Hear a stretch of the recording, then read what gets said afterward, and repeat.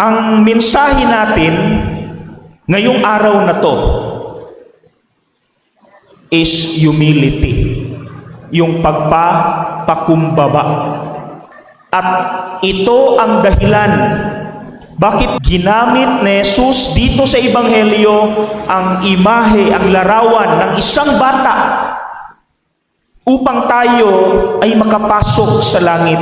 Ang tanong, bakit bata? Bakit bata ang ginamit ni Jesus na halimbawa upang tayo ay makapasok sa langit? Now, mga kapatid, para madali nating maalala ang mensahe ng pagpapakumbaba at mailapat sa ating buhay, tulutan niyo po akong ibahagi ang 5 ugali ng isang bata. Alam ko, alam niyo itong 5 ugali. So while I am talking here, tingnan po ang sarili. Andito pa ba yung 5 ugali ng isang bata? At dahil 5 ito, baka makalimutan niyo, para madali nating maalala ang 5 ugali, gagamitin ko ang 5 letra ng English word ng salitang bata. What is the English of bata? Child. Di ba? C, H, I, L, and D. So I hope you will not forget. Okay? Please memorize if you can. At napagnilayan ko ito nung ako'y sumailalim sa 30-day na retreat sa Sacred Heart Novitiate sa Novaliches noong 2008 nung ako'y seminarista pa. Matagal na. So this must be authentic, no? This reflection must be authentic. So let's begin. Simulan na natin. Ano yung letter C? By the way, English po to ha, yung mga words sa C-H-I-L-D. Ita-translate ko lang into Tagalog. Anong letter C? Isang katangian ng bata na letter C. Yung bata cheers us up. Do you agree? Cheers us. Di ba? Ano yung Tagalog niya? Nagpapasaya, nagbibigay saya sa atin ang mga bata. Do you agree? Kasi una, presensya pa lang ng bata. Presensya pa lang ha? Nabibigyan na tayo ng ngiti. O, di ba? Napapangiti na tayo. Nabibigyan na tayo ng positibong pakiramdam. Nabibigyan tayo ng saya. No, nagpapagaan sa loob natin yung bata. Kaya dito sa Pilipinas, yung mga maliliit na bata natin sa bahay, spoiled. Totoo ba yan? Spoiled kasi binibigay natin lahat ng attention because we love children. Di ba? Sinong makarelate? Mga magulang, parents, mga magulang, galing kayo sa trabaho, pagod kayo, pero pagdating nyo sa bahay, nakita nyo yung maliit yung anak na bata, nawala lahat ng pagod nyo. No? Na-replace ng saya. Nawala lahat ng pagod because ang bata nagbibigay saya. Kahit nga dito sa simbahan, pag may bata, tas yung bata nakatalikod at andun tayo sa likod, we make faces. Di ba? We make faces. Kasi we love children. Nagbibigay saya. Children cheers us up. At isa ring pruweba na ang bata ay nagbibigay saya sa atin. Pag binibigyan sila ng regalo, ang mga bata pumupuri at nagpapasalamat. Totoo ba yun? Pumupuri at nagpapasalamat. For example, bigyan mo ng candy ang bata. Ang bata, di na yan magtatanong, saan mo binili ito? Magkano to? Di na magtatanong ang bata, saan mo binili? Magkano? Kahit made in China, kahit mura yung candy na ibibigay mo sa bata, di na magtatanong ang bata, saan mo binili to? Magkano to? No. Ano yung makikita natin sa bata? Pure joy on their faces. Masaya sila na tinanggap yung candy na binigay mo. Pero, sorry, aminin, subukan mong magbigay sa mga adults, sa mga matatanda. Lalo na pag yung regalo mo ay made in China, mura. Ano yung reaksyon ng bibigyan mo? Pagbukas ng regalo, ano yung reaksyon? Ay, ito lang. Di ba? Kaya, natatakot tayong bumili pag Christmas party. Pag bibili tayo ng regalo, ang tagal nating mamili. Kasi in our minds, nagtatanong tayo, magugustuhan kaya ito? Natatakot tayo kasi when we become adults, I am sorry ha, I have to be frank, we are no longer appreciative.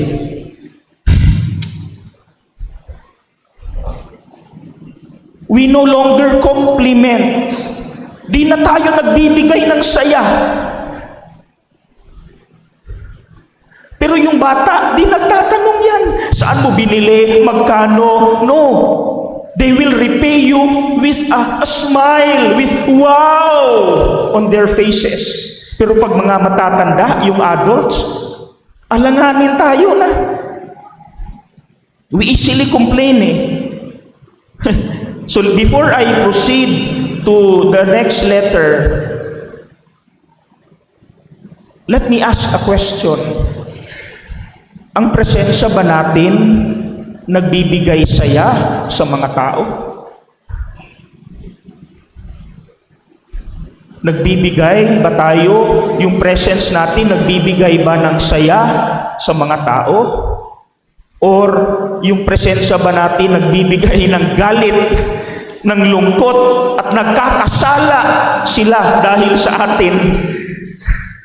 Which is which? Parehas ba tayo ng mga bata na nagbibigay saya? Do we cheer people up? That's letter C, cheers. Let's proceed to letter H. Ano yung letter H? What do you think? Na isang katangian ng bata na letter H. Hate-free. Do you agree? Hate-free. What is hate-free? No hate. Ano yan sa Tagalog? Walang puot. Walang puot sa puso. Ano yung ebidensya natin? Nakita niyo ba? Nakakita na ba kayo ng mga batang naglalaro? Di ba? Ano yung observation natin pag yung mga bata naglalaro? Sa una, bibo, masaya. Pero later on, magugulat na lang tayo kasi nag-iiyakan na, nag-aaway na. Pero, take note, capital letters, few minutes later. Capital letters, few minutes later. Anong nangyayari? Nagkasundo ulit. Nagkabati ulit, laro ulit na parang walang nangyaring away. Totoo ba yan? Few minutes later lang, nagkasundo na ulit. Kasi, yung mga bata, parang naiiyak ako Kasi relate na relate eh. Kasi in my heart, I also have hate. Mga bata, walang puot. Walang sama ng loob. Walang pride, walang ego. Walang arrogance. Pero nasa na ba yan ngayon? Hello? Nasa na ba yan ngayon when we become adults? Ba't tayo, pag nag-aaway, ilang taon na tayong di nag-uusap? Nasaan na ba yung few minutes later, nagkasundo? Ako, meron akong kilala, kaya rin ako nalungkot. Meron akong kilala doon sa amin sa Mindanao, namatay na lang silang dalawa. Hindi pa nagkasundo. Namatay na lang silang dalawa. Hindi nagkasundo. Pride. Kaya yung bata, hate-free, walang puot. Pero when we become adults, ba't tumatagal yung away? Ba't hindi nare-resolve yung away? Because of pride, that ego, that arrogance in us. Ba't ako yung naiiyak? Let's proceed to letter I. What is letter I? Isang katangian ng bata na letter I. I am sorry. That's letter I. I am sorry. Patawad po. Yung mga bata, madaling humingi ng tawad. Ang bata ay madaling humingi ng tawad dahil mapagkumbaba niyang tinanggap na siya ay nakagawa ng mali. Totoo ba yun? He is humble enough to admit that he commits a mistake. Kaya a child easily says, I am sorry. Pero tayo adults, including myself, kahit na alam natin na nakagawa tayo ng mali, di natin inaamin, o kung aminin man natin, nangangatwiran. Totoo ba yan? We reason out. We do not say, I am sorry, period. When we become adults, nangangatwiran tayo. Pride yan eh. Pag nangangatwiran, pride yan eh. Lalo na pag talagang nagkamali tayo, we say sorry, pero we rationalize, we reason out, because ito kasi. Sige, subukan niyo. Humingi kayo ng tawad sa taong nasaktan niyo na walang pangangatwiran. Sige, subukan natin. Humingi ng tawad ng walang pangangatwiran. Yung diretsong, I am sorry. Period. Mahirap. Kasi pride eh. May pride eh. Pero yung bata, pagsabihan mo, uy, mag-sorry ka. Ano yung sasabihin ng bata? I'm sorry po. Period. Wala nang rason. Okay, let's proceed to letter L.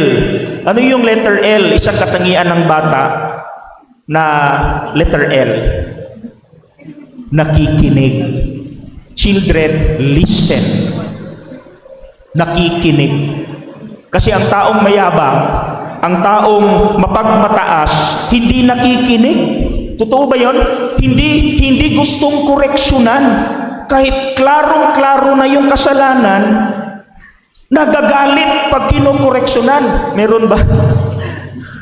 Nagagalit pag kinokoreksyonan. Hindi nakikinig sa advice. Pero ang bata, nakikinig. Ano yung pruweba natin? Tanong sila ng tanong. At naiinis tayo kasi they do not stop asking questions. Di ba? Naiinis na tayo. And you know what? Bakit nagtatanong ang mga bata?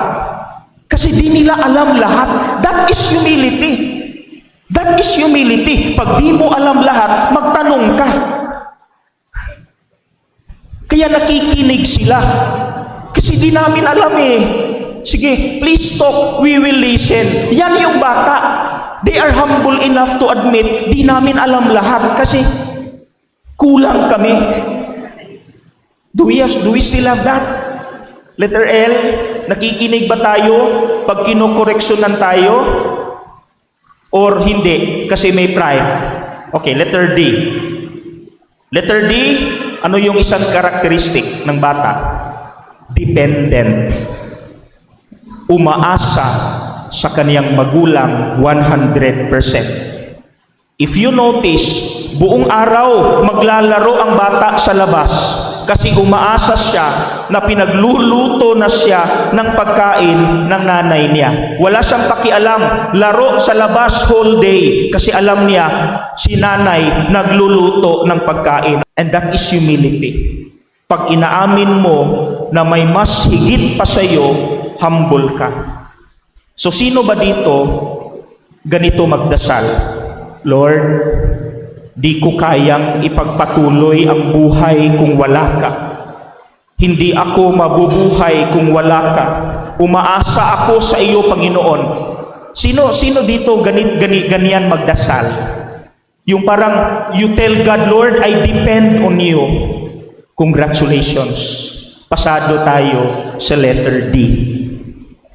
So mga kapatid, ngayon alam na natin bakit sinabi ni Jesus sa Mateo chapter 18 verse 3. Ano yung sinabi niya? Sa Matthew chapter 18 verse 3, and I quote, "Kung hindi kayo maging tulad ng maliliit na bata, hindi kayo makakapasok sa kaharian ng langit." Now we know.